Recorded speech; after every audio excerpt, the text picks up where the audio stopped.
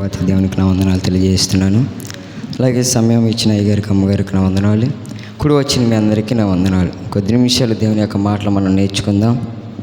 మత్తయి సువార్త 11వ అధ్యాయము 26వ వచనాన్ని చదువుదాం. మత్తయి సువార్త 14వ అధ్యాయము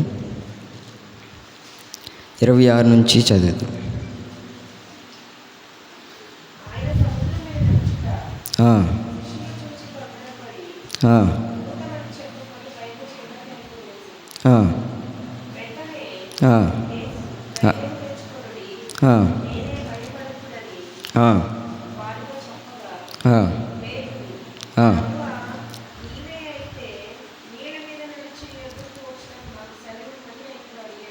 చాలండి. ఇక్కడ చూస్తే యేసయ్య సముద్రం మీద నడిచి వస్తున్నాడు. జరిగిన సంఘటన ఏంటంటే, యేసయ్య నడుచుకుంటూ వస్తుంటే అక్కడున్న శిష్యులు చాలా భయపడిపోతున్నారు. ఎందుకని? దయ్యము లేకపోతే భూతమో అక్కడ నడుచుకుంటూ వస్తుందని వారికి భయమేసేస్తుంది. అయితే యేసయ్య ఏమంటున్నాడంటే, ధైర్యం తెచ్చుకోండి, వచ్చేది నేనే, మీరు ఎంత మాత్రం కూడా భయపడద్దు.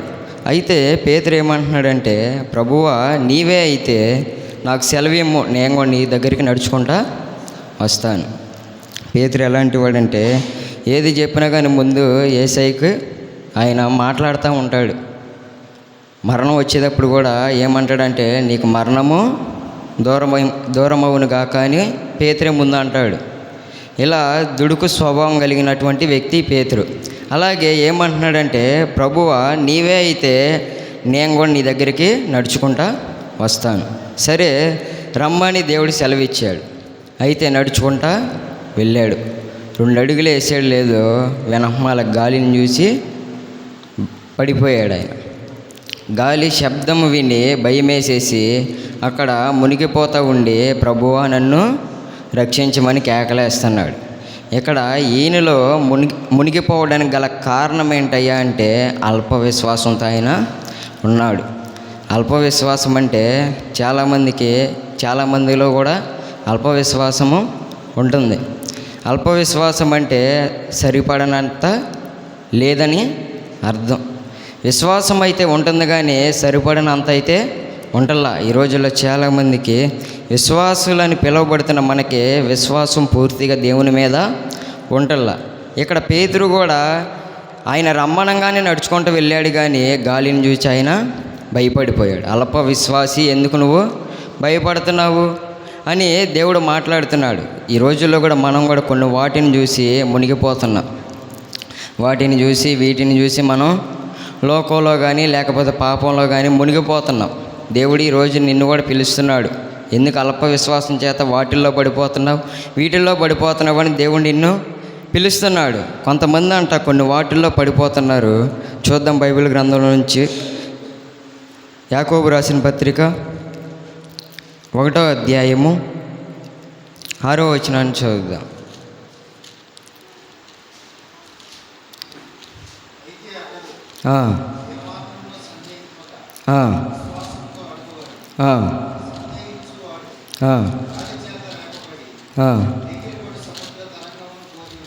చాలండి. యేసయ్యను అడిగేటప్పుడు ఎలాగ అడగాలంట? విశ్వాసంతో సందేహించక అడగాలి. కొంతమంది రోజుల్లో ఎలా ఉన్నారంటే, సందేహం అనే లేకపోతే అవిశ్వాసం అనే గాలిని చూచి పడిపోతున్నారు. ఇలా మన వంశం ఏంటంటే, ఆత్మీయులు కొన్ని వాటిని చూసి మునిగిపోతున్నారంట. వీటిని చూసి మునిగిపోతున్నారు. దేవుని యొక్క లేఖనాల నుంచి మనం పరిశీలన చేద్దాం. ఇక్కడ చూస్తే మీరు యేసయ్యను ఏమని అడగాలనుకుంటున్నారో వారు ఎలాగ అడగాలంటే సందేహించక అడగాలి. చాలామందికి దేవుని దగ్గరికి వస్తున్నారు, కానీ దేవునికి ప్రార్థన చేసేటప్పుడు కొంచెం బాగానే చేస్తారు విశ్వాసంతో, కానీ వారు ఇంటికి వెళ్ళిన తర్వాత కానీ వారి యొక్క జీవితంలో కానీ సందేహం అనేది ఏలుబడి చేస్తుంది. ఇక్కడ దేవుడు స్పష్టంగా మీ అందరితో మాట్లాడుతున్నాడు, లేకపోతే మనందరితో మాట్లాడుతున్నాడు. మీరు ఏది అడిగినా కానీ సందేహంతో అడగొద్దు. సందేహం లేకుండా దేవుడు ఇస్తాడని నమ్మి నువ్వు అడగమని దేవుడు సెలవిస్తున్నాడు. కొంతమంది సందేహం అనే గాలిని చూచి పడిపోతున్నారంట. ఈ రోజున మనం పరిశీలన చేసుకోవాలి. దేవుని దగ్గరికి వస్తున్న మనకి సందేహాలు ఉండకూడదు. దేవుడు ఇది చేస్తాడా చేయడా, లేకపోతే ఇది జరిగిద్దా లేదని కొంతమందిలో సందేహాలు మొదలవుతున్నాయి. ఈ సందేహాలు ఎవరు తీసుకొస్తారయ్యా అంటే సాతాను వెంటనే తీసుకొచ్చేస్తాడు. విశ్వాసంతో దేవుడు మాట్లాడినప్పటికీ సాతాను మన పక్కనే ఉండి, లేకపోతే మనలోనే ఉండి ప్రేరేపణ కలిగిస్తూ ఉంటాడు. సందేహం మొదలయ్యేటట్లు చేస్తాడు. ఇది జరిగిద్దా, అసలు ఇది అయ్యిద్దా, లేకపోతే నీ జీవితంలో ఈ కార్యాలు చేస్తానని దేవుడు సెలవిచ్చాడు కదా, ఇంకా ఎప్పుడు చేస్తాడని నీకు సందేహం అనేది పెడతాడు. అయితే నువ్వు వాటిని చూచి మునిగిపోకూడదని దేవుడు ఈ రోజున మనతో మాట్లాడుతున్నాడు. పేతురు కూడా గాలిని చూచి భయపడి మునిగిపోయాడు. మనం కూడా సందేహం అనే, లేకపోతే అవిశ్వాసం అనే గాలిని చూచి మునిగిపోతున్నామంట. దేవుని సన్నిధానానికి వస్తున్న మనకి సందేహించకుండా అడిగితే ఆయన ఏదైనా ఇస్తానని దేవుడు సెలవిస్తున్నాడు. ఇప్పుడు దాకా నువ్వు సందేహాలతో దేవుణ్ణి అడిగావేమో. సందేహాలతో అడిగితే ఈ లోకంలో కొంతమంది మనుషుల దగ్గర అడిగేటప్పుడే కొంతమంది సందేహించకుండా అడిగేస్తారు. వారు ఇచ్చినా ఇవ్వకపోయినా వీరికి ఒక నమ్మకం అనేది ఏర్పడుతుంది వారి మీద. అలాగే దేవుని సన్నిధానానికి వస్తున్న మనకి ఆయన మాట ఇచ్చిన దేవుడు గనక ఆయన మాట తప్పనివాడు అని దేవుని యొక్క లేఖనాలు సెలవిస్తున్నాయి. కాబట్టి నువ్వు ఆయన్ని అడిగేటప్పుడు సందేహించకుండా అడగమని దేవుడు సెలవిస్తున్నాడు. నువ్వు ఎప్పుడైతే విశ్వాసంతో, లేకపోతే సందేహం లేకుండా దేవుని దగ్గర అడిగితే దేవుడు కూడా నీ పట్ల కార్యాన్ని స్పష్టంగా ఆయన జరిగిస్తాడు. అలాంటి దేవుని కలిగి ఉన్న మనము సందేహం అనేది మనలో రాకూడదు. ఆయన జీవం గల దేవుడని రాజులు సైతం కూడా ఆయన గురించి సాక్ష్యం చెప్పారు. కాబట్టి నువ్వు నేను ఆరాధిస్తున్న దేవుడు జీవం గలవాడు గనక మనం ఆయన్ని నమ్ముకున్న మనము కూడా సందేహం అనేది మనలో ఉండకూడదు. ఇప్పుడు దాకా సందేహాలు ఉన్నాయేమో వాటిని తీసివేసుకోవాలి. నువ్వు విశ్వాసంతో దేవుణ్ణి అడగాలి, సందేహించకుండా దేవుణ్ణి అడగాలి. రెండో మాట చూద్దాం. మొదటి తిమోతి రాసిన పత్రిక 6వ అధ్యాయము 9వ వచనాన్ని చదువుదాం. మొదటి తిమోతి రాసిన పత్రిక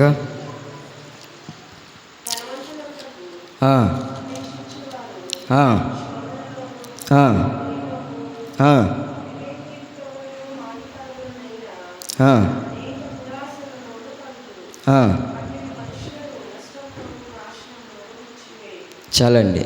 కొంతమంది ధనాపేక్ష అనే గాలిని చూసి పడిపోతున్నారు, మునిగిపోతున్నారు. చాలామంది ఈ రోజుల్లో ఎలా ఉన్నారంటే ధనం కోసం దేవుని కూడా విడిచిపెట్టేసే వాళ్ళు చాలామంది ఉన్నారు. నువ్వు ధనవంతులు అవ్వాలని నువ్వు ఆపేక్షిస్తే నువ్వు ఎలా పడిపోతావంటే శోధనలో పడిపోతావంట. నీకు నష్టం తప్పితే ఏమీ రాదు. దేవుని విడిచిపెట్టేసి, దేవుని యొక్క మందిరాన్ని విడిచిపెట్టేసి, దేవుని సన్నిధానాన్ని విడిచిపెట్టేసి నువ్వేదో సంపాదించాలని నువ్వు అనుకుంటే నీకు నష్టం తప్పితే ఏది కూడా మిగలదని దేవుని యొక్క లేఖనాలు సెలవిస్తున్నాయి. అయితే కొంతమంది ధనాన్ని ఆశించిన వారు ఎలాగ మారారో కూడా మనం బైబిల్లో చూసాం. ధనాన్ని ఆశించిన వారు దానికి లోబడిపోయి దాని మీద నమ్మకం ఉంచి విశ్వాసం నుంచి కూడా తొలగిపోయారంట. మీరు కింద వచనం చదవండి, 10వ వచనం.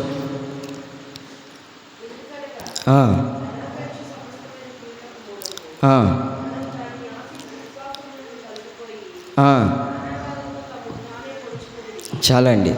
కొంతమంది ఏమైపోయారంట, విశ్వాసం నుంచి తొలగిపోయి నానా బాధలతో తమ్మును తామే పొడుచుకున్నారంట. ఈ మాట మనకి ఎవరు గుర్తుకొస్తారంటే యోధా గారు మనకి గుర్తుకొస్తారు. ఆయన ధనం కోసం వెళ్ళి ఆ యొక్క వెండి నాణ్యాల కోసం ఆశపడి తన ప్రాణాన్ని తానే పోగొట్టేసుకున్నాడు. ఎవరో చంపేయాలి ఆయన్ని, ఎవరో తన ప్రాణాన్ని తీసివేయలేదు, తానే చేతులారా తన ప్రాణాన్ని తీసివేసుకున్నాడు. వాస్తవానికి పేతురులాగా ఆయన కూడా పశ్చాత్తాపడితే దేవుడు క్షమించేవాడేమో. ఆయన ఎలాంటి వారినైనా ఆయన క్షమిస్తానని దేవుడు సెలవిచ్చాడు. కానీ పేతురులో పశ్చాత్తాపం లేక ఆయన చేసిన పాపం ఆయన గద్దించే బట్టికి ఏది చేసుకున్నాడో కూడా ఆయనకే తెలియకుండా పోయింది. తనకు తానే గాయపరుచుకున్నాడు, తనకు తానే తన ప్రాణాన్ని తీసివేసుకున్నాడు. మనం కూడా వేటిని ఆశిస్తున్నామో, వేటిని వెంబడిస్తున్నామో ఈరోజు పరిశీలన చేసుకోవాలి. నువ్వు కూడా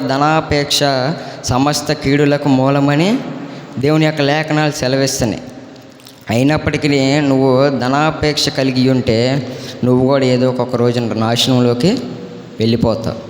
తమ్మును తామే పొడుచుకున్నారంట, విశ్వాసం నుంచి తొలగిపోయారంట. మనం కూడా కొన్ని వాటిని ఆశిస్తే, కొన్ని వాటిని ప్రేమిస్తే దేవుని ప్రక్కన పెట్టేసి విశ్వాసం నుంచి కూడా మనం తొలగిపోతామని దేవుడు సెలవిస్తున్నాడు. విశ్వాసం నుంచి తొలగిపోవటం అంటే మాటలు కాదు.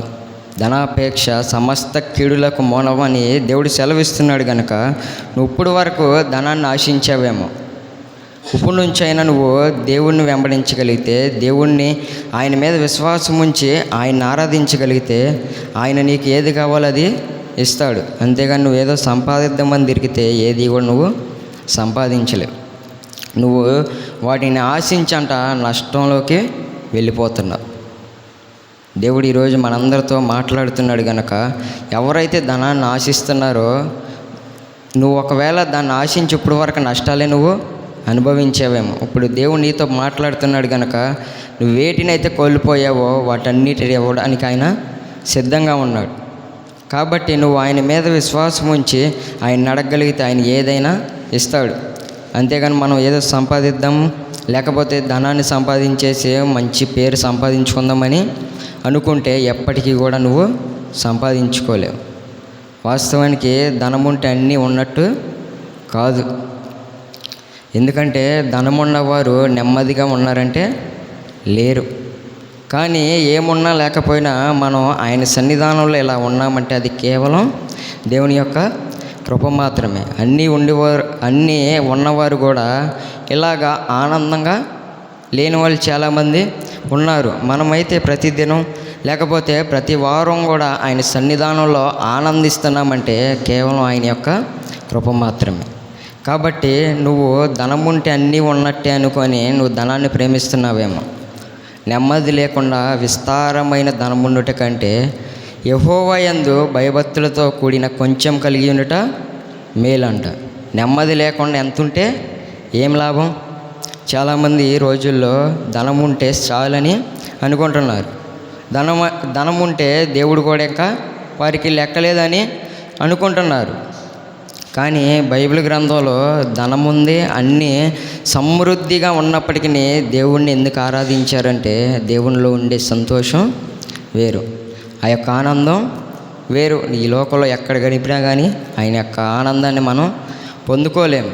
ఆయన సన్నిధిలోనే మనకి ఆ యొక్క ఆనందం దొరికిద్ది. కాబట్టి నువ్వు ధనాన్ని ఆశించి లేకపోతే ధనాపేక్ష కలిగి నువ్వు ఉన్నావేమో. ఈరోజు దాన్ని కనుక తీసివేసుకుంటే దేవుడు నిన్ను దీవించడానికి ఆయన ఇష్టపడుతున్నాడు. 3వ మాట చూద్దాం. యోబు గ్రంథము 1వ అధ్యాయము 19వ వచనాన్ని చదువుదాం. యోబు గ్రంథము 1వ అధ్యాయము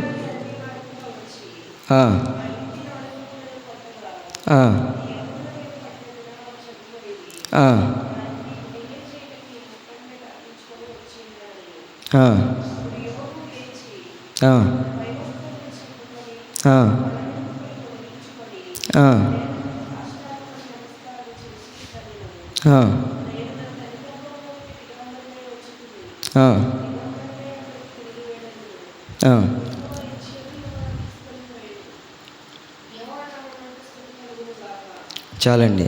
ఇక్కడ యోబు గారికి చూస్తే ఎన్నో శ్రమలు, ఎన్నో శోధనలు ఆయన దగ్గరికి వచ్చినాయి. ఇక్కడ మనం నేర్చుకునే మాట ఏంటంటే, ఎన్ని శ్రమలు వచ్చినప్పటికీ, ఎన్ని శోధనలు వచ్చినప్పటికీ ఆయన విశ్వాసం నుంచి తొలగిపోలేదు. ఆయన నమ్మిన దేవుణ్ణి ఆయన ఎంత మాత్రం కూడా విడిచిపెట్టకుండా ఆయన నమ్మకంగా ఉన్నాడని మనం చూస్తున్నాం. తన ముందే తన యొక్క బిడ్డలు చనిపోయారు, పశు సంపద అంతా పోయింది. అన్నీ పోయినప్పటికీ ఆయన ఏమంటున్నాడంటే, యెహోవా ఇచ్చెను, యెహోవా తీసుకొని పోయిను. ఈ మాట అనడానికి గల కారణం ఏంటంటే, ఆయన ఉన్నప్పుడు ఎలాగైతే స్తుతించాడో లేనప్పుడు కూడా అలాగే ఉన్నాడు. మనమైతే ఎలా ఉంటామంటే, అన్నీ ఉన్నప్పుడు దేవుణ్ణి మర్చిపోతాం, ఏవీ లేనప్పుడు వచ్చి దేవా నువ్వే దిక్కు అంటాం. కానీ ఇక్కడ యోబు అలా అంటలేదు. అన్నీ ఉన్నప్పటికీ, సమృద్ధిగా ఉన్నప్పటికీ ఆయన ప్రతి దినం కూడా తమ బిడ్డల కోసం బలి అర్పించేవాడు. అలాగా అర్పించిన ఆ యొక్క యోబు జీవితంలో శ్రమలు వచ్చినాయి, శోధనలు వచ్చినాయి. మన ఆత్మీయ జీవితాల్లో కూడా, విశ్వాసంగా ఉంటున్న మన జీవితాల్లో కూడా కొన్ని శోధనలు వస్తాయి, కొన్ని శ్రమలు మన దగ్గరికి వస్తాయి. అయినప్పటికీ వాటి నుంచి మనం భయపడకుండా వాటిలో కొన్ని విషయాలు మనం నేర్చుకోవాలి. కొన్ని శ్రమలు, కొన్ని శోధనలు ఎందుకు వస్తాయి అంటే వాటిలో ఉండి కొన్ని నేర్చుకోవడానికే మనకి వస్తాయి. పరీక్షలు ఎందుకు పెడతారు మనకి? కొన్ని నేర్చుకోవడానికి, లేకపోతే నువ్వు చదివిందంతా రాయడానికి అక్కడ పరీక్షలు పెడతారు. అలాగే ఇక్కడ యోబు గారికి కూడా కొన్ని శోధనలు వచ్చి, కొన్ని శ్రమలు వచ్చినాయి. అయినప్పటికీ ఆయన ఎలా ఉన్నాడంటే విశ్వాసం కలిగిన వ్యక్తిగా మనకు కనబడుతున్నాడు. చాలామంది ఈ రోజుల్లో విశ్వాసులంగా పిలువబడుతున్నారు, కానీ వారిలో విశ్వాసం మట్టుకి ఉండట్ల. ఎందుకంటే వారు లోకంలో ఉన్న మనుషుల మీద అయితే విశ్వాసం ఉంచుతున్నారు, కానీ లేకపోతే వారి నమ్మినటువంటి మనుషుల మీద విశ్వాసం, ఆ యొక్క నమ్మకం ఉంచుతున్నారు, కానీ దేవుని మీద ఉంచట్ల. నిన్ను పుట్టించిన దేవుని మీద కనుక నువ్వు విశ్వాసం ఉంచగలిగితే నీ జీవితంలో జరగని కార్యాలు కూడా ఆయన జరిగిస్తాడు. ఆయన అడిగిన వాటికంటే, ఊహించు వాటికంటే అత్యధికంగా ఇవ్వగలిగిన దేవుడు. కానీ మనం కొన్ని వాటిని, కొంతమందిని అడుగుతాము, అవే మనకే ఎవరు కొంతమంది. కానీ దేవుడు ఏమంటున్నాడంటే నువ్వు అడిగిన వాటిని, ఊహించు వాటికన్నా కూడా అత్యధికంగా ఇస్తానని దేవుడు సెలవిస్తున్నాడు. ఇక యోబు జీవితంలో మనం నేర్చుకోబోయే అంశం ఏంటంటే ఆయన ఎలాగైతే విశ్వాసం కలిగి ఉన్నాడో మనం కూడా అలాగే ఉండాలి. మన కళ్ళ ముందే చాలామంది ఈ రోజుల్లో చూస్తే తల్లిదండ్రుల కళ్ళ ముందు బిడ్డలకి ఏదైనా జరిగితే విశ్వాసంలో పడిపోతున్నారు, విశ్వాసంలో సన్నగిల్లి పోతున్నారు చాలామంది. కానీ ఇక్కడ తన కళ్ళ ముందే తన బిడ్డలు చనిపోతే ఆయనకి ఆయన ఎవరన్నా ఓదార్చగలుగుతారా? చెప్పాలి మీరే. తన కళ్ళ ముందే తమ బిడ్డలు చనిపోయారు, ఆయనకున్న ఆస్తి అంతా పోయింది, తన మీదకు కూడా రోగాలు వచ్చేసినాయి. ఇప్పుడు చెప్పండి ఎంతమంది విశ్వాసంగా ఉంటారు?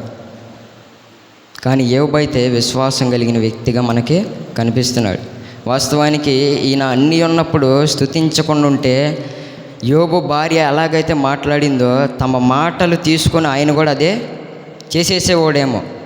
అన్నీ ఉన్నప్పుడు ఎలాగైతే స్తుతించాడో, లేనప్పుడు కూడా అలాగే విశ్వాసం కలిగిన వ్యక్తిగా ఉన్నాడు. ఎందుకంటే కారణం నువ్వు అన్నీ ఉన్నా లేకపోయినా కానీ ఒకేలాగా ఉండాలి. చాలామంది జీవితాలు ఎలా ఉంటాయి అంటే ఏమీ లేనప్పుడు బాగానే ఉంటారు, కానీ ఏదన్నా చిన్నది కలంగానే వారిలో గర్వం వచ్చేస్తుంది, వారిలో అహంకారం పెరిగిపోద్ది. కానీ యోబు అయితే అలాగా కనిపించట్లా. తన భార్య వచ్చి నీ దేవుని దూషించి చచ్చిపోమన్నప్పుడు కూడా ఆయన ఏమాత్రం కూడా పాపం చేసినటువంటి వ్యక్తిగా కనిపించట్లా మనకి. కారణం ఆయన అన్నీ ఉన్నప్పుడు స్తుతించాడు. మనం కూడా అన్నీ ఉన్నప్పుడే దేవుణ్ణి స్తుతించాలి. నేను గడిచిన వారాల్లో కూడా చెప్పా, ఏమనంటే చాలామంది ఏమంటారంటే ఏమీ లేనప్పుడు స్తుతించినోడే గొప్ప అంటారు చాలామంది. వాస్తవానికైతే అలాగా స్తుతించే వాళ్ళు కొంతమంది ఉంటారేమో, కానీ అన్నీ ఉన్నప్పుడు స్తుతించే వాళ్ళు చాలా తక్కువ. ఎందుకంటే వారికి అన్నీ కళ్ళ ముందే కనబడుతున్నాయి. ఆరోగ్యం బాగానే ఉంది, ఆయుష్ బాగానే ఉంది, తినడానికి ఆహారం ఉంది, కట్టుకోవడానికి వస్త్రాలు ఉన్నాయి. ఇవన్నీ ఉన్నప్పుడు ఎవరు కూడా దేవుడు వారికి గుర్తురాడు. బైబిల్ గ్రంథంలో రాజులు సహితం కూడా దేవుణ్ణి స్తుతించారంటే, దేవుణ్ణి ఆరాధించారంటే వారు ఏమీ లేక స్తుతించల. అన్నీ ఉండి కూడా దేవుణ్ణి స్తుతించాడు. అన్నీ ఉండి స్తుతించినప్పటికీ వారి జీవితాలు అలాగ ఆశీర్వదించడానికి కారణం ఏంటయ్యా అంటే వారు ఉన్నదాన్ని బట్టి స్తుతించారు కాబట్టి దేవుడు అలాగ ఆశీర్వదించుకుంటా వచ్చారు. చాలామంది అది లేదు ఇది లేదని బాధపడే వాళ్ళు ఉంటారు. కానీ దేవుని యొక్క లేఖనాలు ఏమని సెలవిస్తున్నాయి అంటే మీకు కలిగిన వాటితో తృప్తి కలిగి ఉండమని దేవుడు సెలవిస్తున్నాడు. వాళ్ళు అది తెచ్చుకున్నారు, వీళ్ళు ఇది తెచ్చుకున్నారు, వాళ్ళు అది సంపాదిస్తున్నారు, వీళ్ళు ఇది సంపాదిస్తున్నారు. చాలామంది నిరుత్సాహపడే వాళ్ళు చాలామంది ఉన్నారు. భక్తిహీనుల క్షేమం చూసి చాలామంది మత్సరపడే వాళ్ళు ఉన్నారు. బైబిల్ గ్రంథంలో కూడా అయ్యే మాటలు రాస్తా మాట్లాడతారు. వారి క్షేమాన్ని చూసి, లేకపోతే వారి యొక్క అభివృద్ధిని చూసి చాలామంది ఈ రోజుల్లో బాధపడుతున్నారు. నాకు ఎప్పుడు అలాగ ఆశీర్వాదం వచ్చిద్దని. నువ్వు అలాగ వారిని చూసి బాధపడతాం కాదు, కానీ దేవుని దగ్గరికి వచ్చి నీ యొక్క మొర్రను ఆయన సన్నిధానంలో మొర్ర పెట్టినప్పుడు ఆయన జవాబు ఇస్తాడు. అప్పుడు దేవుడు నిన్ను ఆశీర్వదిస్తాడు. మొదట నీ స్తుతి కొద్దిగా ఉండినను తుదకు మహాభివృద్ధిని ఆయన కలిగజేస్తాడు. అభివృద్ధి కలగాలంటే మనం ఎక్కడికో వెళ్తే రాదు, ఏదో చేస్తే రాదు. చాలామంది ఏం చేస్తున్నారంటే ఈ రోజుల్లో అక్కడికి వెళ్ళి ఏదో చేసేచ్చాము, నాకు ఆశీర్వాదం వచ్చేస్తుందని చాలామంది అనుకుంటున్నారు. వాస్తవానికి నువ్వు ఎక్కడైతే ఉంటావో అక్కడే మోకరిస్తే ఈ యొక్క మొర్రను ఆయన వింటానని ఆయన సెలవిచ్చాడు. ఎక్కడైతే ఇద్దరు ముగ్గురు ఆయన పేరట కూడి ఉంటారో వారి మధ్యలో ఉంటానని ఆయన సెలవిచ్చాడు. కానీ చాలామంది ఎలా చేశారంటే అక్కడే దేవుడు ఉన్నాడు, అక్కడికి వెళ్తేనే కార్యాలు జరుగుతాయి అని చాలామంది అనుకుంటున్నారు. వాస్తవానికి ఆ రోజుల్లో కూడా అలాగే చేశారు. అలా చేస్తున్న వారిని చూసి స్టెఫను వారందరినీ గద్దించాడు. ఈ రోజుల్లో కూడా మనం కూడా అలాగే చేస్తున్నాం. దేవుడు అక్కడున్నాడంటే వెళ్ళిపోతున్నారు. దేవుడు అక్కడ కాకపోతే ఎక్కడున్నాడంటే వెళ్ళిపోయే వాళ్ళు చాలామంది ఉన్నారు. వాస్తవానికి దేవుని యొక్క లేఖనాలు ఏమని సెలవిస్తున్నాయి అంటే, నిజదేవుడు హస్తకృతమైన ఆలయాల్లో నివసింపడు. మరి ఎక్కడ నివసిస్తాడు? ఆయన నీ హృదయం అనే ఆలయంలో ఉండాలని ఆయన కోరుకుంటున్నాడు. ఈ దేహమే దేవుని యొక్క ఆలయం అని ఆయన సెలవిచ్చినప్పుడు మనం ఆయన ఎక్కడ ఉంటాడు ఇప్పుడు చెప్పండి? మన హృదయంలో కదా ఉండేది. కానీ మనము ఏం చేస్తున్నాము? అక్కడ ఉన్నాడంటే వెళ్ళిపోతున్నాం, ఎక్కడున్నాడంటే వెళ్ళిపోతున్నాం. మన విశ్వాసం ఎలాగ మారిపోతుందంటే ఎప్పటికప్పుడు ఎవరో ఏదో చెప్తే దాని మీద విశ్వాసం ఉంచేస్తున్నారు. కానీ ఎప్పటి నుంచో నువ్వు దేవుని నమ్ముకున్నావు, దేవుని మీద విశ్వాసం పెరగట్లేదు. ఇక్కడ యోబు జీవితంలో విశ్వాసం అన్నీ ఉన్నప్పుడు ఎలాగున్నాయో లేనప్పుడు కూడా విశ్వాసం అలాగే ఉంది. శ్రమలు శోధనలు చూసి చాలామంది మునిగిపోతున్నారంట. ఈ రోజుల్లో మనం ఎలా ఉన్నాం పరిశీలన చేసుకోవాలి. చాలామంది శ్రమలను చూసి మునిగిపోతున్నారు, శ్రమలను చూసి భయపడిపోతున్నారు. ఎప్పుడు నాకే వస్తానే, ఎప్పుడు నా మీదే శోధిస్తున్నాడు, ఎప్పుడు శోధన నాకే వస్తుంది, నా కుటుంబంలోనే జరుగుతుందని చాలామంది బాధపడుతున్నారు. వాస్తవానికి శ్రమలు నిన్ను ఆయన కృంగదీయడానికైతే పెడతలేదు, నిన్ను హెచ్చించడానికి ఆయన శ్రమను పెడుతున్నాడు. పరీక్షలు చిన్నప్పుడు మనం స్కూల్కి వెళ్ళే టైంలో కూడా వారు ఒక తరగతి నుంచి ఇంకో తరగతికి వెళ్ళాలంటే పరీక్షలు ఖచ్చితంగా రాయాలి. మనం కూడా విశ్వాసంలో పెరగాలంటే దేవునితో సహవాసంలో ఉంటున్న మనకి కొన్ని శ్రమలు శోధనలు కూడా వస్తాయి. వాటన్నిటిని జయించినప్పుడే దేవుని యొక్క ఆశీర్వాదానికి పాత్రులంగా ఉంటాం మనం. అంతేగాని ఏమీ లేకుండా అన్నీ వచ్చేయాలంటే ఏమీ రావు. కష్టపడకుండా ఇంట్లో ఉండి అన్నీ రావాలంటే వస్తాయా? ఏమీ కూడా రాదు. అలాగే దేవునిలో కూడా దేవునిలోకి వస్తున్న మనకి, దేవునిలో ఎదుగుతున్న మనకి కొన్ని శోధనలు వస్తాయి. ఆనాడు భక్తులకి ఎన్నో శోధనలు వచ్చినాయి, ఎన్నో శ్రమలు వారి ముందు వచ్చినాయి. అయినప్పటికీ వారు ఎంత మాత్రం కూడా దేవుని నుంచి తొలగిపోయినట్టు కనబడలేదు. కానీ ఈ రోజుల్లో చిన్న శ్రమ రాగానే, చిన్న శోధన రాగానే దేవుని విడిచిపెట్టేసే వాళ్ళు చాలామంది ఉన్నారు. దానియేలు ఏ తప్పు చేశాడని ఆయన్ని సింహాల బోన్లు వేశారు. ఆయన ఏ తప్పు చేయలా, దేవునికి ప్రార్థన చేయడమే ఆయన చేసిన తప్ప కాదు కదా. ఆ రోజుల్లో వారు అదే తప్పుగా భావించారు. దేవుణ్ణి ఆరాధించడం, దేవునికి ప్రార్థన చేయడం వారు తప్పుగా భావించారు. అయినప్పటికీ వారు సింహాల బోనులు వేసేసినప్పటికీ దేవుడు రక్షించాడు. ఎందుకంటే ఆయన జీవం గల దేవుడని తన యొక్క రాజే శాసనం రాయించాడు. చూడండి దానియేలు గ్రంథము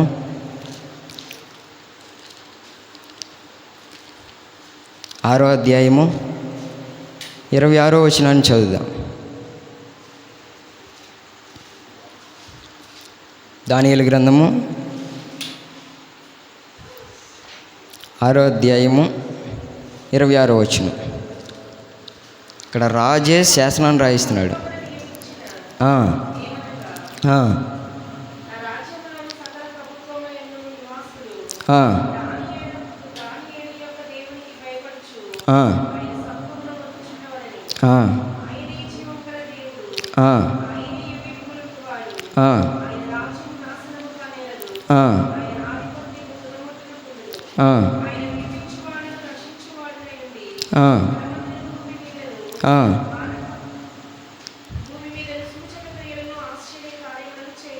ఆ. చాలండి. రాజు ఏం రాయిస్తున్నాడు?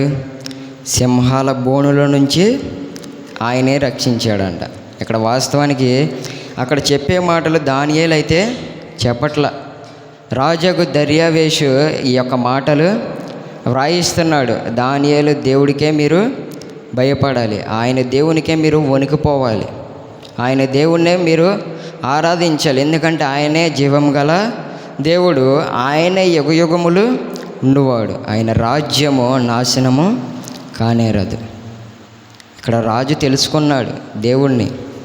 దానియేలుకు వచ్చిన శోధన ద్వారా, దానియేలుకు వచ్చిన శ్రమ ద్వారా రాజు దేవునిలో కొంచెం బలపరచబడ్డాడు. ఈ రోజుల్లో కూడా మనకు వస్తున్న శోధనలను బట్టి, మనకు వస్తున్న ఆ శ్రమలను బట్టి కొన్నిసార్లు మనం కూడా బలంగా ఉండాలని దేవుడు పెడుతున్నాడు. గడిచిన రోజుల్లో నాకు ఒక శోధన వచ్చింది. దాంట్లో నేను నేర్చుకున్నది ఏంటయ్యా అంటే, కొన్నిసార్లు బలహీనపరచబడిన వారు బలంగానే ఉంటున్నారు, కానీ ఎవరైతే వారిని చూస్తున్నారో వారు బలహీనులుగా మార్చబడిపోతున్నారు. అర్థమవుతుందన్నమాట. బలహీనపడినవాడు బలంగానే ఉంటున్నాడు, కానీ చూసేవాళ్ళు కొంతమంది బలహీన పడిపోతున్నారు. కారణం ఏంటయ్యా అంటే వారిలో అవిశ్వాసం ఉంది, అల్ప విశ్వాసం ఉంది. ఎంతైతే విశ్వాసం ఉండాలో అంత ఉండట్లా. కానీ నేనైతే ఒకటే అనుకున్నా, ఏది జరిగినా మన మంచి కోసం. ఆయన నన్ను శోధించాడంటే విశ్వాసంలో బలపరచడానికేమో, లేకపోతే దేవునిలో కొంచెం ఎదగడానికేమో అని నేను అనుకున్నా. కానీ చాలామంది ఏమనుకున్నారంటే, మనుషులు అనగా ఎవరికి నచ్చినట్టు వారు అనుకుంటారు. ఎందుకంటే ఆలోచన విధానం ఎవరిదే వారికే ఉంటుంది. నేనైతే కొంచెం దేవునిలో బలపరచబడటానికి దేవుడు నాకు ఈ శోధన పెట్టాడేమో అని అనుకున్నా. మనం అర్థం చేసుకోవాలి, కొన్ని మాటలు ఎలా ఉంటాయి అంటే, దేవుని యొక్క శోధనలు కానీ దేవుని యొక్క శ్రమలు కానీ మనల్ని బలపరచడానికే వస్తాయి, మనల్ని కృంగదీయడానికి ఉండవు. కొంతమంది శోధనలు వచ్చినప్పుడు, శ్రమలు వచ్చినప్పుడు వారి మాటలు ఎలా ఉంటాయి అంటే దేవునిలో నుంచి పడిపోయేటట్లు ఉంటాయి కొంతమంది మాటలు. ఇప్పుడు ఎవరైతే బలహీనపడ్డారో వారి దగ్గరికి వచ్చి కొంతమంది ధైర్యపరిచే వాళ్ళు ఉంటారు, కొంతమంది కృంగదీసేసే వాళ్ళు ఉంటారు. అయితే నీ యొక్క మాటలు ఎలా ఉండాలంటే, నీకు శ్రమ వచ్చినప్పుడు కానీ నీకు శోధన వచ్చినప్పుడు కానీ నీ మాటలు ఒక వ్యక్తిని నిలబెట్టేటట్లు ఉండాలి. ఆ వ్యక్తి అసలే బలహీన పడినప్పటికీ, అసలే గాయపరచబడిన ఆ వ్యక్తి దేవునిలో నిలబడతాడా లేకపోతే పడిపోతాడా నీ మాట ద్వారా అర్థం చేసుకొని మనం మాట్లాడాలి. అందుకే బైబిల్ గ్రంథంలో ఏముంటుందంటే, సమయోచితమైన జ్ఞానాన్ని మనం పొందుకోవాలి. ఎక్కడెలా మాట్లాడాలో, ఎక్కడెలా ఉండాలో ఆయన అడిగితే ఆయన ఖచ్చితంగా మనకే ఇస్తాడు. మన యొక్క మాటలు ఒక వ్యక్తిని నిలబెడతాయా లేకపోతే పడిపోయేటట్లు చేస్తున్నాయా మనం అర్థం చేసుకోవాలి. మన యొక్క మాటలు కానీ మన యొక్క ప్రవర్తన కానీ ఇతరులను దేవునిలో కొంచెం నిలబెట్టాలి. కానీ మన మాటలు కొన్నిసార్లు ఎలా ఉంటాయి అంటే దేవునిలో నుంచి తొలగిపోయేటట్లు ఉంటాయి, దేవునికి దూరం అయ్యేటట్లు ఉంటాయి. మనం పరిశీలన చేసుకోవాలి. మన మాటలు కానీ మన ప్రవర్తన కానీ శ్రమ వచ్చినప్పుడు లేకపోతే శోధన మనకు సంభవించినప్పుడు ఎలాగుంటున్నాయో మనం పరిశీలన చేసుకోవాలి. వాటిల్లో కూడా మనం విశ్వాసమందు పడిపోకుండా ఉండాలి. మాటల్లో కానీ ఇక్కడ యోబు గారి భార్య ఏమంటుంది, విశ్వాసం లేకుండా నీ దేవుని దూషించి చచ్చిపోమంటుంది. చనిపోయేటప్పుడు దేవుని దూషించాలా? చెప్పాలి. చనిపోయేటప్పుడు దేవుడిని కూడా దూషించి చనిపోమంటుంది. ఇక్కడ ఆయన విశ్వాసంలో బలంగా ఉన్నాడు కాబట్టి, విశ్వాసంలో స్థిరంగా ఉన్నాడు కాబట్టి మూర్ఖురాలు లేక నువ్వు మాట్లాడొద్దు అన్నాడు. మనం కూడా అలాగా కొన్నిసార్లు విశ్వాసంలో బలహీనంగా మార్చబడిపోతున్నాం, కొన్నిసార్లు విశ్వాసంలో బలహీనపరచబడిపోతున్నాం. కాబట్టి దేవుడు మనందరితో మాట్లాడుతున్నాడు కనుక శ్రమలు శోధనలు వచ్చినప్పుడు నువ్వు ఎలాగుంటున్నావో పరిశీలన చేసుకోవాలి. పౌలు గారు కొలసీ సంఘానికి రాయిస్తా ఒక మాట, మంచి మాట వాడతాడు. చూడండి, కొలసీలు రాసిన పత్రిక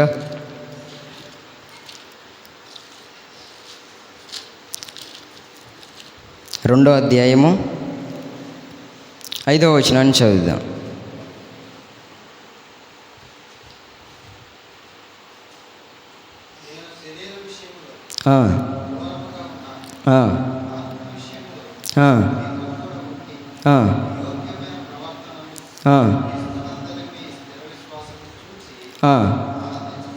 చాలండి, 6-7 కూడా ఒకసారి చదవన్నా, 6-7 కలిపి.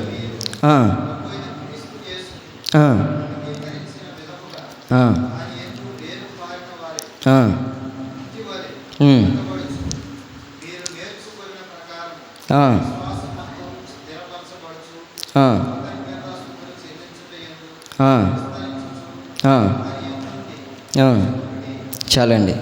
మీరు ఎలాగ ఉండాలి? మీరు నేర్చుకొనిన ప్రకారము విశ్వాసమందు స్థిరపరచబడుచు ఉండాలంట. విశ్వాసమందు స్థిరంగా ఉండాలని దేవుని యొక్క లేఖనాలు సెలవిస్తున్నాయి. ఇక్కడ పౌలు కొలసీ సంఘానికి రాస్తున్నాడు. అక్కడ మీరు ఎలాగుంటున్నారో పరిశీలన చేసుకోవాలని పౌలు గారు మాట్లాడుతున్నాడు. మీరు విశ్వాసమందు స్థిరంగా ఉన్నారా లేదా? ఒకవేళ లేకపోతే మీరందరూ ఎలాగ ఉండాలయ్యా అంటే విశ్వాసమందు స్థిరంగా ఉండాలి. మీరు ఏదైతే నేర్చుకుంటున్నారో దాని ప్రకారమే మీ విశ్వాసాన్ని స్థిరపరచుకోవాలని ఆయన రాస్తున్నాడు. మనం కూడా దేవుని సన్నిధానానికి వస్తున్నాం. మనము ఎప్పటి నుంచో నేర్చుకుంటానే వస్తున్నాం. దేవుని మాటలు వింటున్నప్పుడు కానీ వినుట వలన విశ్వాసము కలిగిద్ది. ఆ యొక్క మాట నువ్వు ఏదైతే వినాలంటే, విశ్వాసం కలగాలంటే క్రీస్తు గూర్చిన మాట నువ్వు వినాలి, అప్పుడే విశ్వాసం కలిగిద్ది. కాబట్టి విశ్వాసం కలిగినప్పుడు నీ విశ్వాసం ఎలాగుందో పరిశీలన కూడా నువ్వు చేసుకోవాలి. విశ్వాసం స్థిరంగా ఉందా లేదా? విశ్వాసం స్థిరంగా ఉంటే మనం అక్కడికి వెళ్ళాం, ఎక్కడికి వెళ్ళాం. ఎక్కడైతే ఉంటున్నామో అక్కడే నమ్మకంగా ఉంటాము.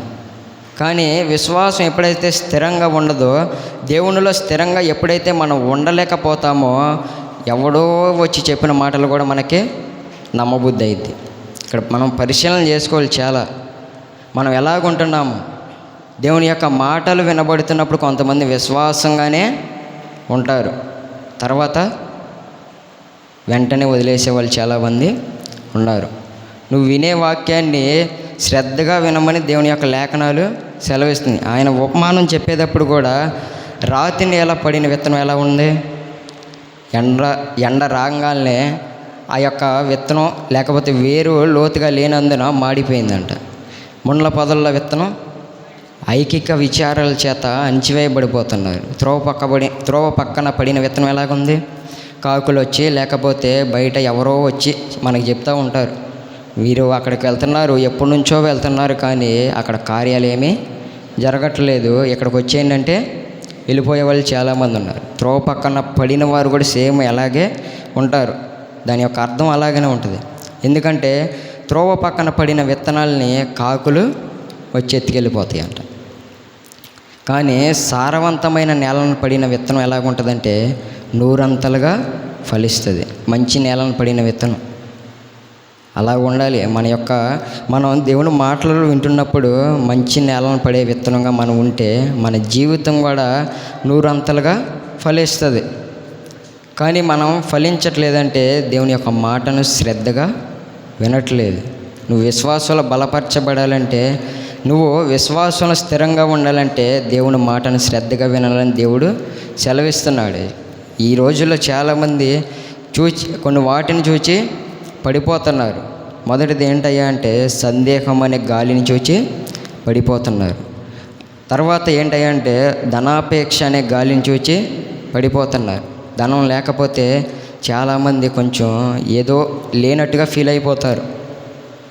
కానీ దేవుని కలిగి ఉన్నప్పుడు నీకు ధనమున్నా లేనట్టే. ఎందుకంటే దేవుడు మనతో ఉంటే అన్నీ ఉన్నట్టే.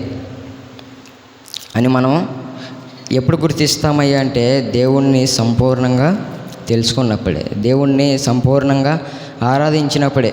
కొంతమంది చూస్తే ధనం లేకపోతే ఏదో లేనట్టుగా ఫీల్ అయిపోతారు. ఎక్కలేని బాధ అంతా వీరికి వచ్చి పడినట్టుగానే ఉంటారు ధనం లేకపోతేనే. కానీ నీ జీవితంలో దేవుడు లేని యొక్క సందర్భాలు ఎన్నో ఉన్నాయి. మరి అప్పుడు ఎలా ఫీల్ అవ్వాలి?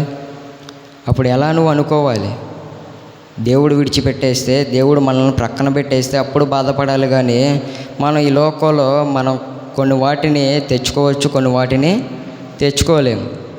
అలాగే నువ్వు ధనం అంటున్నావు కాబట్టి ధనాన్ని ఎప్పుడైనా నువ్వు సంపాదించుకోవచ్చు.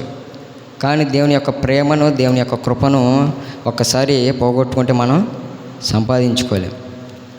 కాబట్టి మనం వేటి కోసం ప్రయాసపడుతున్నామో, వేటి కోసం మన పరుగులు ఎడుతున్నామో ఈరోజు పరిశీలన చేసుకోవాలి. ధనాపేక్ష సమస్త కీడులకు మూలమంట. దాన్ని ఎంతమంది అయితే వెంబడించారో వారు విశ్వాసం నుంచి తొలగిపోయారంట. మనం కూడా ధనాన్ని ప్రేమిస్తే, ధనమే మనకు దేవుడు అనుకుంటే మనం కూడా పడిపోతాం, విశ్వాసం నుంచి తొలగిపోతాం మనం కూడా. ఈరోజు దేవుడు మనందరితో మాట్లాడుతున్నాడు కనుక నువ్వు వేటి మీద విశ్వాసం ఉంచావు ఈరోజు పరిశీలన చేసుకోవాలి.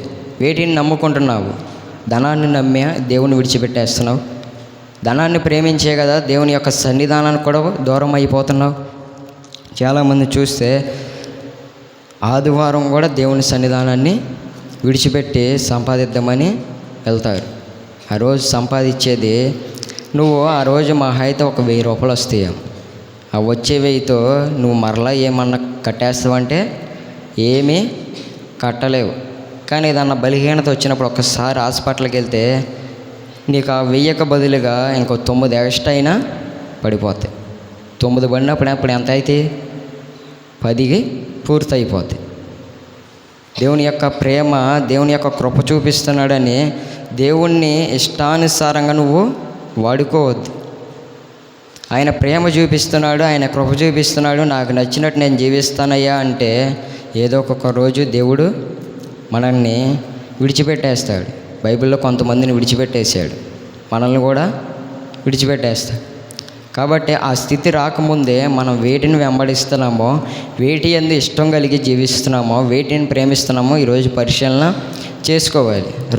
మూడవది ఏంటయ్యా అంటే శ్రమలను చూచి లేకపోతే శోధనలను చూచి నువ్వు మునిగిపోకూడదు. ఏబు ఎలాగైతే విశ్వాసం కలిగిన వ్యక్తిగా మనకు కనబడుతున్నాడో మనం కూడా అలాగే ఉండాలి.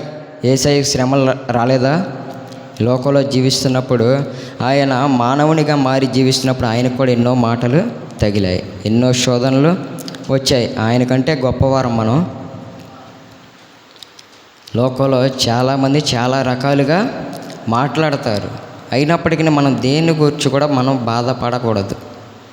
ఎందుకంటే మనం దేవుణ్ణి నమ్ముకున్న మనము దేని గురించి కూడా భయపడకూడదు, బాధపడకూడదు. ఎందుకంటే మన దేవుడు ఉన్నాడు.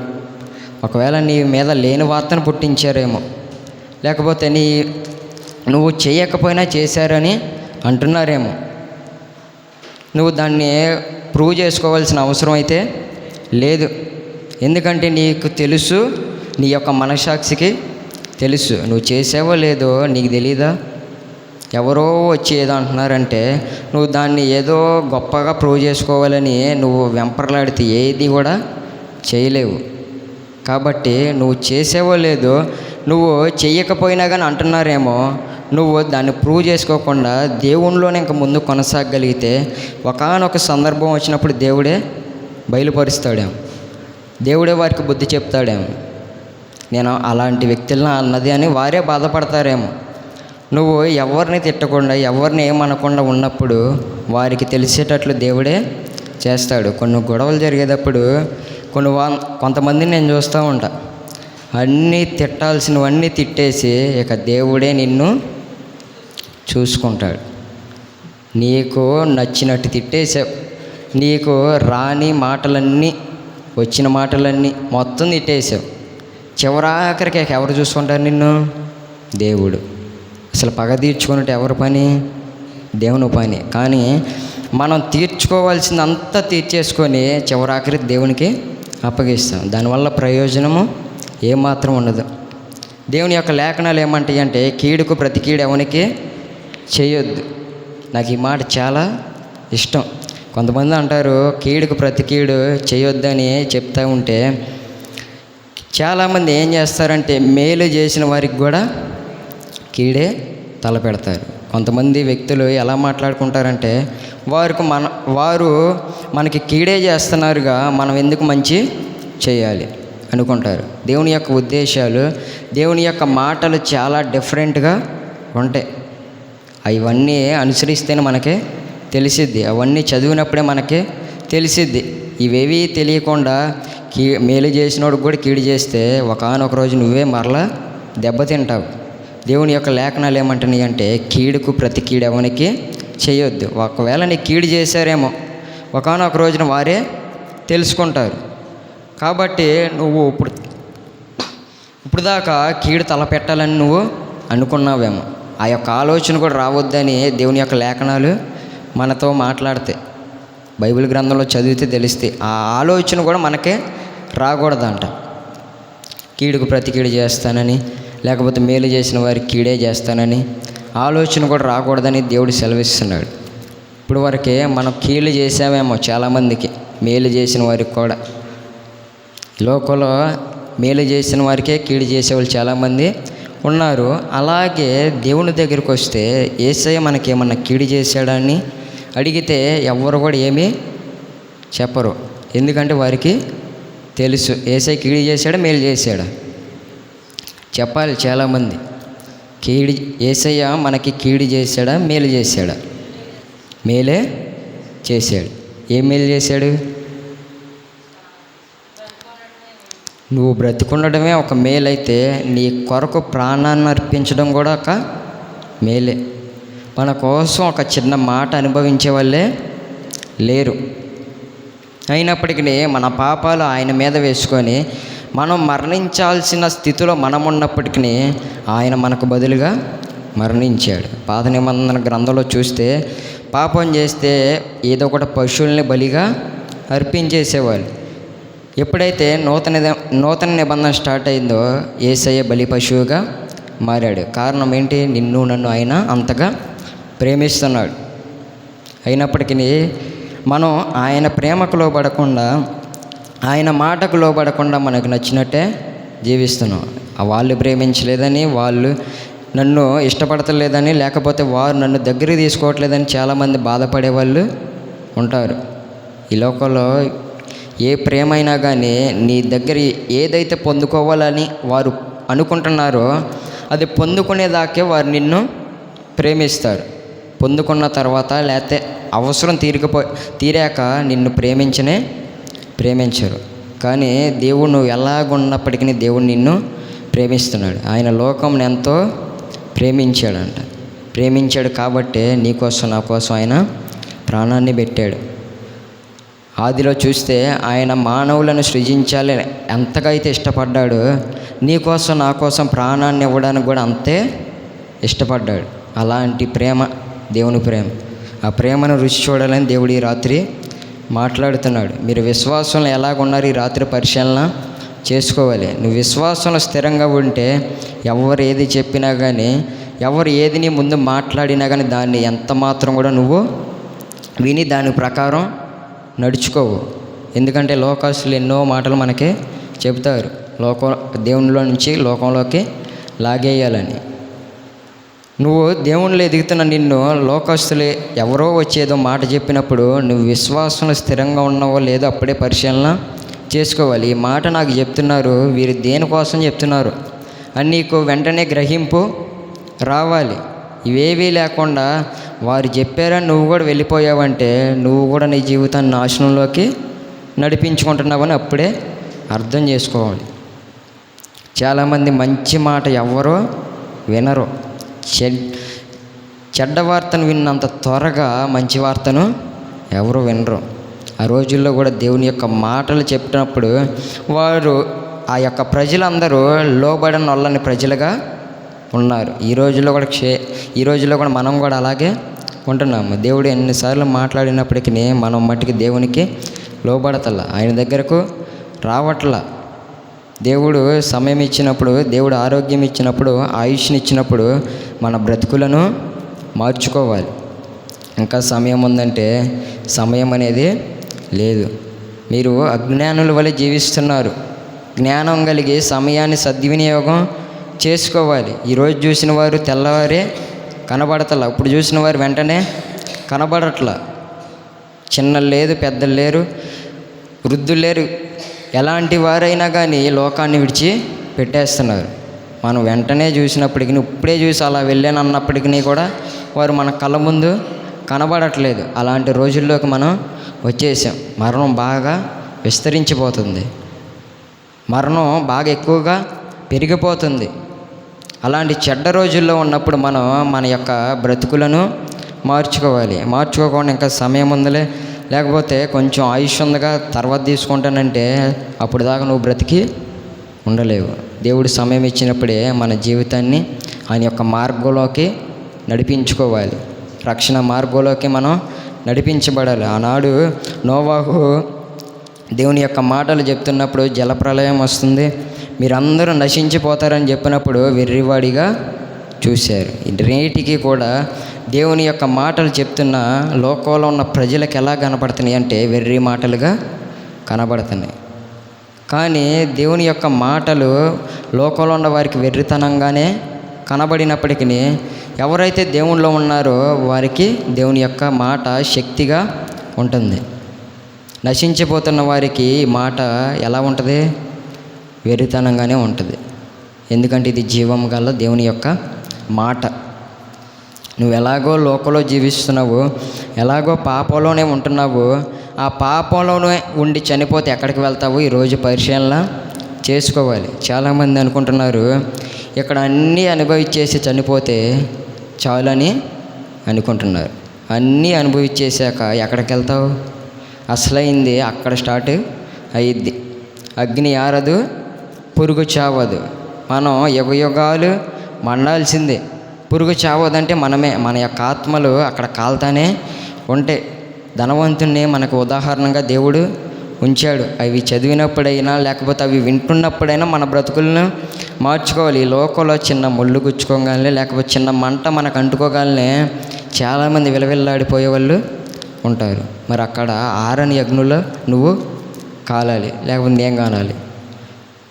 మన బ్రతుకులు మార్చుకోకుండా, మనం సరి చేసుకోకుండా ఉంటే మనం మన యొక్క జీవితాన్ని నరకానికే తీసుకువెళ్తున్నాం.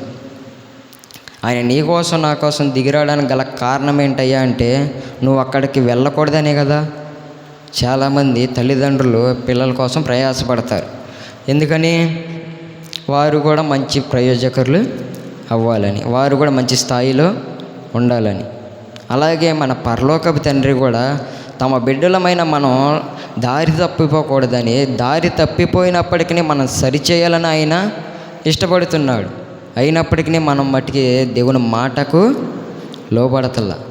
చాలామంది వినేటప్పుడే కొంచెం ఆశ చూపిస్తారు, లేకపోతే లోబడినట్లుగా ఉంటారు. తర్వాత ఏంటయ్యా అంటే ఏమీ ఉండదు. నువ్వు విశ్వాసంలో ఎలాగుంటున్నావో నువ్వు ఈ రాత్రి నువ్వు పరిశీలన చేసుకోవాలి. పౌలు అంటున్నాడు, మీరు వేటినైతే నేర్చుకుంటున్నారో దాని ప్రకారం మీ విశ్వాసం స్థిరంగా ఉండాలి. మన విశ్వాసం ఎలాగ ఉందో ఈ రాత్రి మనం పరిశీలన చేసుకున్నట్లయితే, విశ్వాసంలో కనుక మనం జారిపోయినట్లయితే దేవుణ్ణి కనుక అడగగలిగితే మరలా ఆయన మనకి అనుగ్రహిస్తాడు. అల్ప విశ్వాసం ఉన్నా మనకి దానివల్ల ఉపయోగం ఉండదు. పేతురు ఎలాగున్నాడు? అల్ప విశ్వాసిగా ఉన్నాడు. అక్కడ సముద్రంలో మునిగిపోతున్నాడు. అయ్యా నన్ను రక్షించని కేకలు వేస్తున్నాడు. మనకు కూడా శోధనలు వచ్చినప్పుడు, శ్రమలు వచ్చినప్పుడు అల్ప విశ్వాసంతో ఉంటే మనం కూడా అలాగే కేకలు వేయాల్సి వస్తుంది. కానీ విశ్వాసంలో స్థిరంగా ఉంటే దేవుని మీద నువ్వు విశ్వాసంతో ఉంటావు, దేవుడి కార్యాన్ని జరిగిస్తాడని. కానీ మనలో విశ్వాసం లేకపోతే ఏది వచ్చినా కానీ చాలామంది భయపడిపోతారు. చిన్న బిడ్డలు ఎలాగైతే భయపడతారో, ఏదన్నా చూసి భయపడిపోయినట్టు చాలామంది విశ్వాసులు కూడా అలాగే భయపడిపోతున్నారు చిన్న జరంగానే. నేను ఇందాక చెప్పాను, ఎవరైతే బలహీనపరచబడ్డారో వారు బలంగానే ఉంటున్నారు కొన్ని సందర్భాల్లో. ఎవరైతే వారిని చూస్తున్నారో వారు బలహీనతలో పడిపోతున్నారు. బలహీనత అంటే శారీరకంగా కాదు. విశ్వాసులంగా పిలువబడుతున్న మనము విశ్వాసంలో బలహీనపరచబడి పోతున్నాం. దేవుడి రాత్రి మాట్లాడుతున్నాడు కనుక మనం వేటిలో మునిగిపోతున్నామో వేటిలో పడిపోతున్నామో. ఒకవేళ నీలో ఆ యొక్క మనసు ఉంటే, స్థిర విశ్వాసం లేకపోతే, విశ్వాసమందును స్థిరంగా లేకపోతే, ఈ రాత్రి దేవుడు మనందరితో మాట్లాడుతున్నాడు కనుక మనం సరి చేసుకొని మనం వేటిని ప్రేమిస్తున్నామో లేకపోతే వేటిని వెంబడిస్తున్నామో, వేటి యందు నమ్మకం ఉంచుతున్నామో, వేటి యందు మనం సందేహం లేకుండా ఉంటున్నామో. లోక విషయంలో సందేహం లేకుండా చాలామంది ఉంటున్నారు, కానీ దేవుని విషయాల్లో సందేహాలతో కూర్చుంటున్నారు చాలామంది. దేవుని సన్నిధానానికి వస్తున్నారు, కానీ సందేహాలు మట్టికి పోవట్ల, అవిశ్వాసం పోవట్ల. యేసయ్య చాలాసార్లు ఇంక ఎంతకాలం మిమ్మల్ని భరించాలి?